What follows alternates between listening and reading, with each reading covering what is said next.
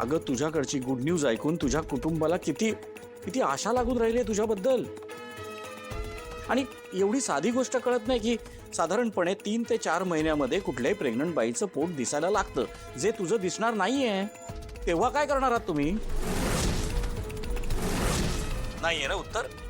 केवळ तुझ्यावरचा राग कमी व्हावा किंवा तुझ्यावरती कामं जास्त पडू नयेत म्हणून तू हे फेक प्रेग्नन्सीचं नाटक केलंयस हे तुझ्या घरच्यांना कळेल ना, तेव्हा त्यांची काय अवस्था होईल तुला माहितीये?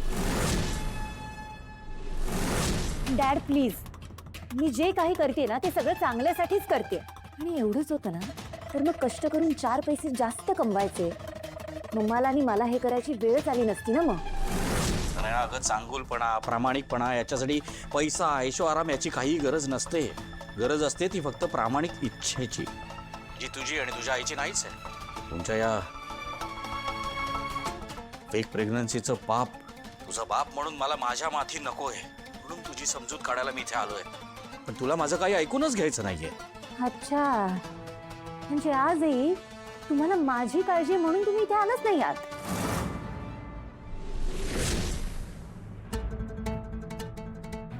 तनया अगं मी हे जे काही आत्ता बोललो, जे काही तुला समजवण्याचा प्रयत्न केला ना, ते तुझी काळजी वाटते म्हणूनच ग. पण तुला ते कळत नाहीये ना, ते माझं दुर्दैव आहे. असो ठीक आहे, तुझ्यासाठीच आणलं होतं. गुड न्यूज दिलीस ना एवढी तू, काळजी घे.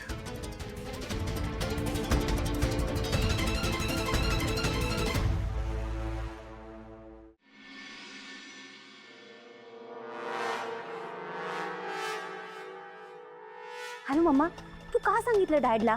मी काय सांगितलं? काय काय अशा फेक प्रेग्नन्सी बद्दल ते इथे येऊन मला किती बडबड करून गेले.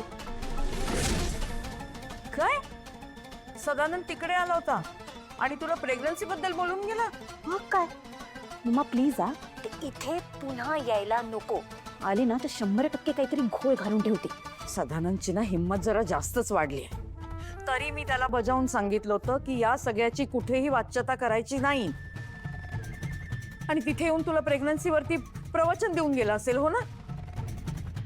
त्या माणसाला कळत नाही का ती वसुंधरा आधीच आपल्या वाईटावरती टपली आहे. तिला जरा जरी संशय आला ना तर खूप मोठा गोळ होऊन बसेल. एक्झॅक्टली तेच सांगायचंय मला तुला. प्लीज तू आपल्या दोघींबद्दल त्यांना काहीही सांगत जाऊ नकोस.